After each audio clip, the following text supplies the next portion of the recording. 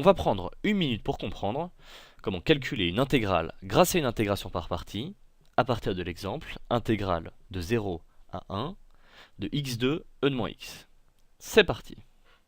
On doit déterminer une fonction à dériver et une fonction dont je prends une primitive.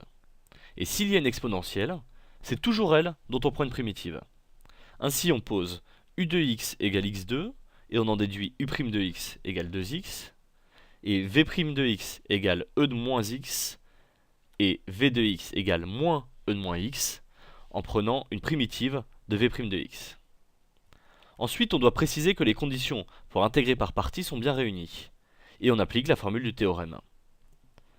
Par construction, le membre de gauche est égal à mon intégrale initiale, et on réinjecte les expressions de u, v, u', v dans la formule.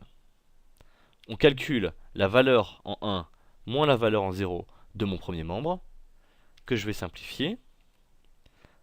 Ensuite, on factorise moins 2 dans mon intégrale résiduelle.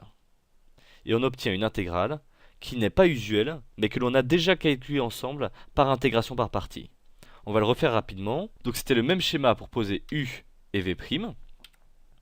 Les conditions sont vérifiées, et donc j'applique la formule du théorème. Valeur en 1 moins valeur en 0 pour le premier nombre, et cette fois primitive usuelle pour le second membre, soit 1 sur e moins 1 après calcul, et en le regroupant, on a au global 2 moins 5 sur e. D'abord, on a posé u et v dans les bonnes conditions pour appliquer la formule, qui simplifie déjà beaucoup l'expression. Mais l'intégrale rose nous empêche de conclure.